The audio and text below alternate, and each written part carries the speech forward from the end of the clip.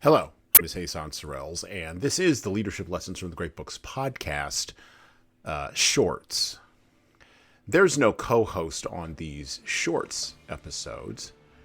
These are now around 2 to 4 minute, sometimes as long as 6 to 10 minute observations, ideas, thoughts, or rants about the literature, philosophy, psychology, and even the theology of leadership.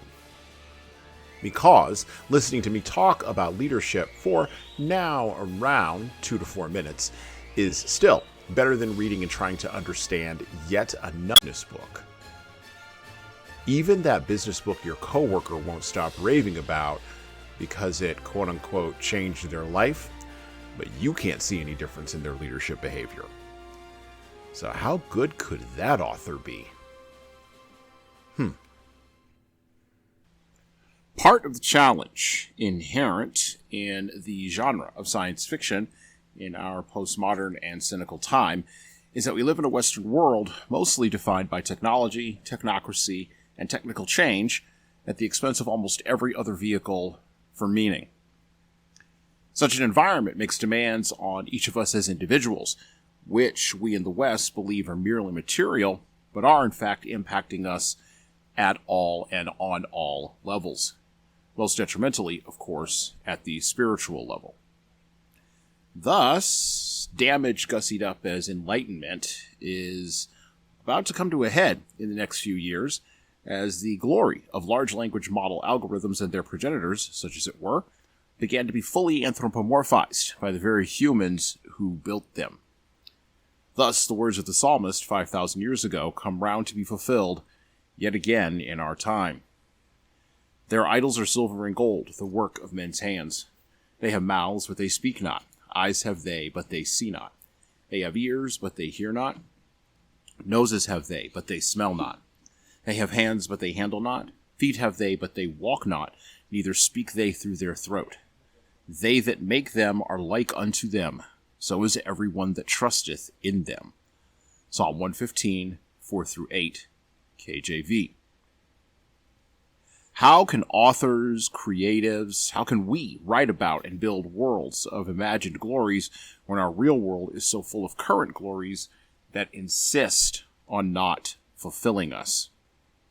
This is one of the key problems that science fiction as a genre once solved for the modernist, humanist, materialist man that had religion at least haunting his footsteps as a shadow. From Star Trek to the writing of Charles Gibson, the undercurrent in all of those works was always that meaningful human engagement would somehow rise to the top, and the machines would serve us as we stepped out, like little G gods, to take our place as masters of ultimate reality.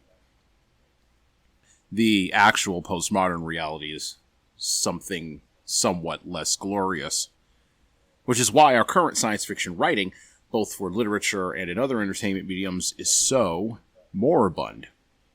You can't imagine a better world when your spiritual sense of what is transcendent is deeply flawed, or non-existent.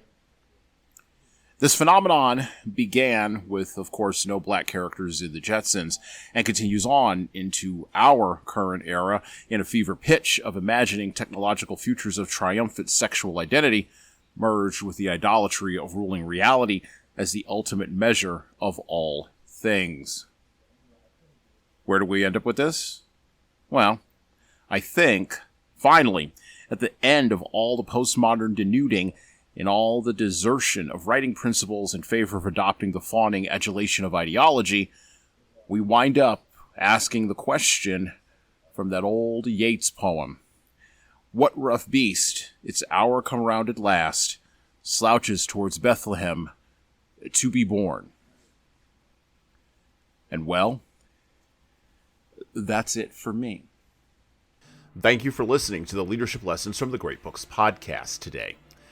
And now that you've made it this far, you should subscribe to the audio version of this show on all the major podcast players, including Apple iTunes, Spotify, YouTube Music, and everywhere else where podcasts are available. There's also a video version of our podcast on our YouTube channel. Like and subscribe to the video version of this podcast on the Leadership Toolbox channel on YouTube. Just search for Leadership Toolbox and hit the subscribe button there on YouTube. And while you're doing that, leave a 5-star review if you like what we're doing here on Apple, Spotify, and YouTube. Just go below the player and hit 5 stars. We need those reviews to grow, and it's the easiest way to help grow this show.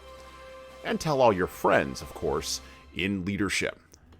By the way, if you don't like what we're doing here, well, you can always listen to another leadership show. There are several other good ones out there. At least that's what I've heard. All right. Well, that's it for me.